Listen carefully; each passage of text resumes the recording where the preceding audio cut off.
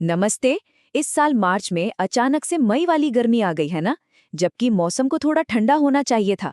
तो आखिर हुआ क्या? इतनी तेज गर्मी आई कहाँ से? चलिए आज इसके पीछे के कारणों को ही समझते हैं। तो सबसे बड़ा सवाल यही है कि मार्च का महीना आखिर मई जैसा लगा क्यों? देखिए, ये सिर्फ एक एहसास की बात नहीं है। इसके पीछे ना ठोस वैज्ञानिक कारण है। आइए जरा इन्हीं कारणों को थोड़ा करीब से देखते हैं। ये सिर्फ कहने की बात नहीं है, ये तो हजारों बल्कि लाखों लोगों का अनुभव था। ऐसा ही लग रहा था ना, जैसे किसी ने कैलेंडर के पन्ने सीधे 2 महीने आगे पलट दिए हों। और ये सिर्फ परेशानी वाली बात नहीं थी, ये एक चेतावनी थी, एक वार्निंग। तो इस बेमौसम गर्मी का असली जिम्मेदार कौन था? इसका जवाब देखिए किसी एक चीज में नहीं है, बल्कि ये तो कई घटनाओं की एक पूरी चेन है जो एक के बाद एक हुई, बिल्कुल डोमिनोज की तरह, जहां एक के गिरने से सब गिरने लगते हैं। इस पूरी कहानी का आप कह सकते हैं जो मेन कैरेक्टर है वो है वेस्टर्न डिस्टर्बेंस, यानी पश्चिमी विक्षोभ। अब आसान भाषा में समझें तो ये भूमध्य सागर यानी मेडिटेरेनियन सी से आने वाली नम हवाएं हैं। यही हवाएं सर्दियों में नॉर्थ इंडिया में बारिश और बर्फबारी लाती हैं। सोच लीजिए ये हमारे मौसम के लिए कितनी जरूरी हैं। तो ये चेन रिएक्शन आखिर काम कैसे करता है? चलिए स्टेप बाय स्टेप देखते हैं। पहला स्टेप, इस साल वेस्टर्न डिस्टर्बेंस बहुत कमजोर थे और बहुत कम आए। दूसरा स्टेप, इसका सीधा नतीजा ये हुआ कि फरवरी का महीना रिकॉर्ड तोड़ सूखा रहा, तीसरा सबसे सूखा। तीसरा स्टेप, अब जब मिट्टी सूखी थी तो वो एक गर्म तवे की तरह बन गई और सूरज की गर्मी को तेजी से सोखने लगी। और चौथा स्टेप, बस तापमान आसमान छूने लगा। और बस यहीं से एक बहुत ही खतरनाक एक विशिष्ट साइकिल शुरू हो गया। जरा सोचिए, गीली मिट्टी एक कूलर की तरह काम करती है ना, जो भाप बनकर गर्मी को कम करती रहती है।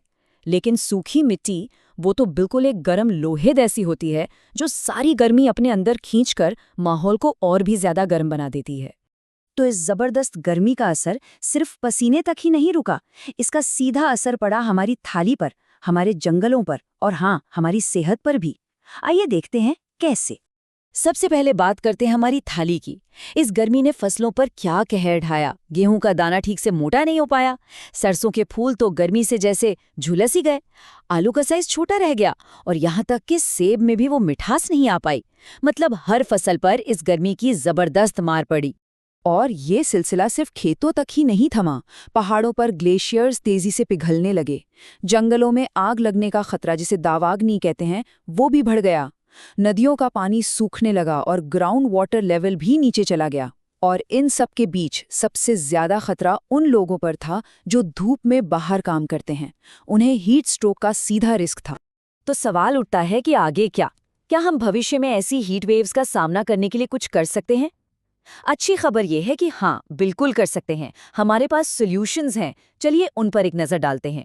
एक्सपर्ट्स का मानना है कि हमें एक साथ कई मोर्चों पर काम करना होगा, जैसे कि मौसम की सटीक भविष्यवाणी के लिए बेहतर अर्ली वार्निंग सिस्टम्स तैयार करने होंगे। हर स्टेट को अपने लेवल पर हीट एक्शन प्लान्स लागू करने होंगे। खेती में पानी बचाने के लिए माइक्रो इरिगेशन को बढ़ावा देना होगा। इनके अलावा ऐसे बीज डेवलप करने होंगे जो ज्यादा गर्मी सह सकें। और हाँ, शहरों में खूब सारे पेड़ पौधे लगाने होंगे। लेकिन एक मिनट, ये कहानी सिर्फ नॉर्थ इंडिया की नहीं है। जो हमने इस साल मार्च में देखा वो असल में एक बहुत बड़ी, एक ग्लोबल पिक्चर का सिर्फ एक छोटा सा हिस्सा है। तो इस पूरी चर्चा का सबसे जरूरी पॉइंट ये है, ये कोई अचानक हुई एक अलग थलग घटना नहीं है।